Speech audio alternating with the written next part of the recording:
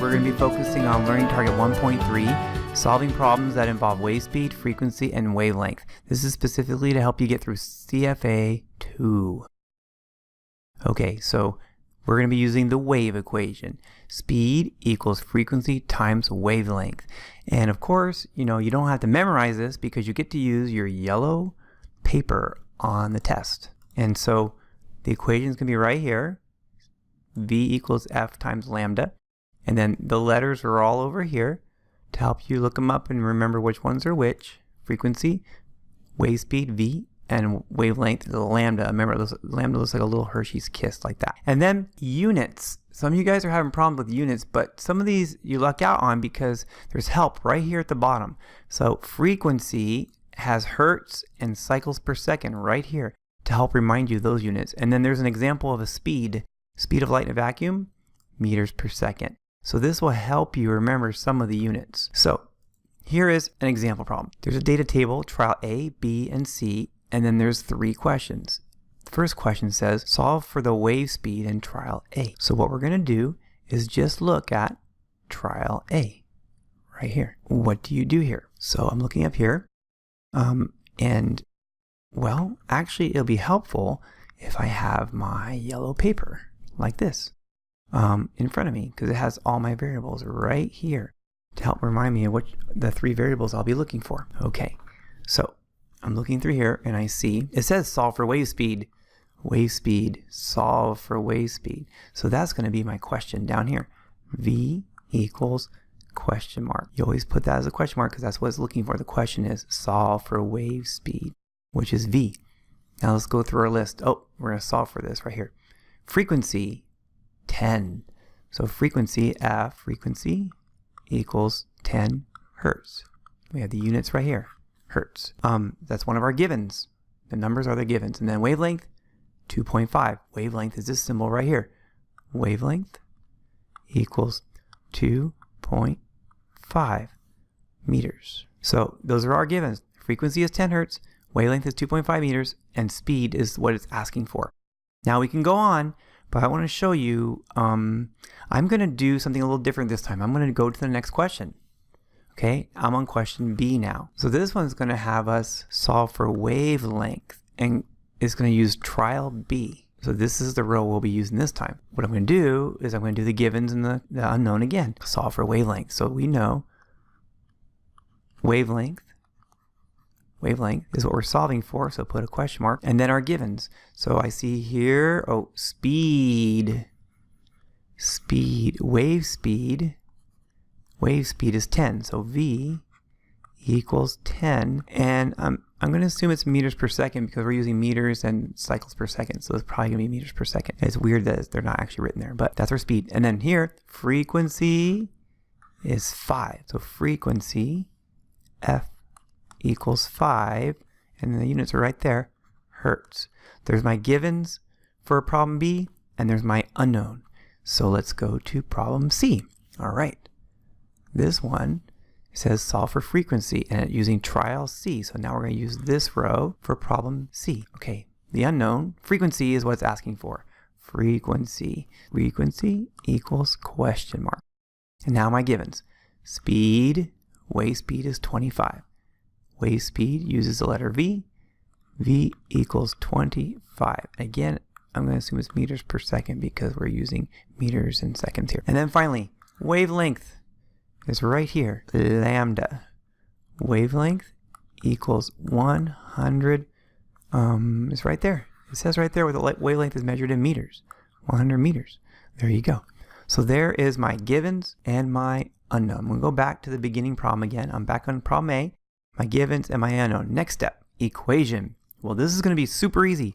You literally just copy the equation from here. So V equals frequency times wavelength. And then on part B, guess what? You do it again. Copy the equation. V equals frequency times wavelength. And then on question C, guess what? Do it again. V equals frequency times wavelength.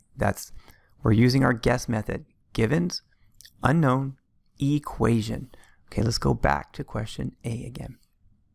Now we did G, U, E. Now we're on S, substitute.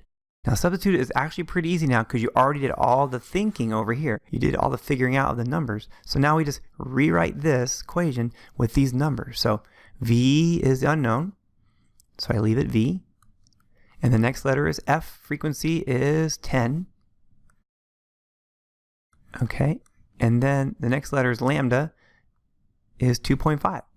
Now I'm putting parentheses next to them to keep the numbers separate because I don't want to write this because that looks like 102.5. Okay, that is not what we're trying to write. We're trying to write frequency times wavelength. So 10 times 2.5. That's my substitute. All right, now we'll go to question B. Substitute again. So I'm going to write these numbers in this time. Now here's what you're going to do. You got to keep the same equation. Don't mess with it. So I got to put V first. I'm going to put V first. Wait a minute. V, I know V this time. V is 10. So I'm going to put 10 equals. And then the next letter is F. And F is 5.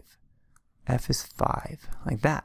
And then lambda is the unknown. So I leave lambda here. Okay? So see, here's our problem. Lambda is over here on this side now. Do not just change the equation randomly. Use the same exact equation, put it in the exact same order. You put the numbers exactly where they're supposed to go. Okay? We're going to come back to here in a moment. Let me go to the third problem. This is back to problem C. Going to do the same thing. Take the equation, put the numbers in. So now V is 25. So 25 equals. And then F is the unknown. I'm trying to find F, so I'm going to put F. And then lambda is 100. So 100 goes next to F. There you go. Same equation, just plug in these numbers in these spots. Now I got to find F. All right. Now I'm going to go back to the question A again. Back to the very beginning, question A. All right. So my last couple of steps. Now we have to solve. So could be the trickiest problem to do.